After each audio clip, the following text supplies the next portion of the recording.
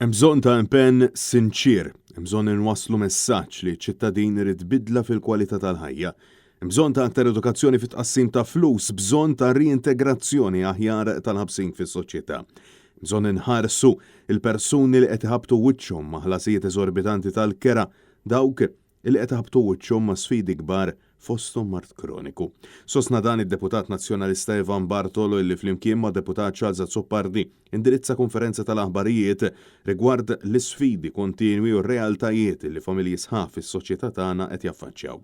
Ivan Bartolo saq illi ma jistax ikun illi d-dinjità tal-bniedem tibqa' titnaqqas u insista illi l-ħaddiema ħaqhom ħajja diċenti mhux jispiċċaw ma jarawx lil uliedhom biex ilaħqu mal-ħajja tal-lum. Imorru minn xogħol għal ieħor.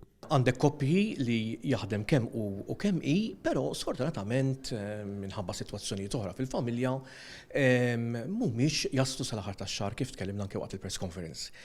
Madankollu ta' min isemmi hija illi għandek bnedmin, speċjalment fejn jidħlu diversi issues bħal persuni b'diżabilità, bħal min is-saħħa mentali, bħal Mart, u hemm sitwazzjonijiet oħra illi iva għandek ċertu ċirkustanzi illi trid sfidi ikbar biex tkun tista' anke tlaħħaq ma' diversi sitwazzjonijiet. Ivan Bartolo qal li f'din il-kwistjoni m'għandhomx għalfejn jitlu kuluri politiċi iżda kull min ħaqqu għandu bżonn l-għajnuna trid tingħatalu.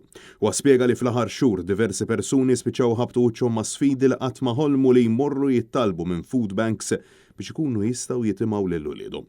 U għalhekk illi bosta msieħba soċjali qed jiddeskrivu d-diskors tal-gvern bħala wieħed kosmetiku. Dak li qegħdin idaħħlu n-nies qegħdin joħorġuh fl-affarijiet essenzjali. U aħna l-Partit Nazzjonalista qegħdin mhux biss nesponu dan, anki permezz tad-demostrazzjoni li ħadd hija wkoll karba hija sejħa lill-gvern biex jagħti kasom. Id-deputat Charles Azzoppardi min-naħa tiegħu qal li l-Gvern Laburista m'għadux il-Gvern tal-ħaddiem u minflok qiegħed jgħin lil min huwa verament fil-bżonn ikompli jollil fuq lil tal-qalba.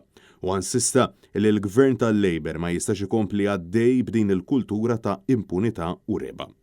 Dan il-Gvern daħħal mentalità li l-flus l-aktar importanti. Vera. Għax in-nies tal-qalba u tal-klikka huma l-aktar nies imħallsa minn dan il-Gvern. Mela li t-tieni widen x'nifhem li l-flus huma importanti. Mela żgħira l-batut tal-ħaddiem.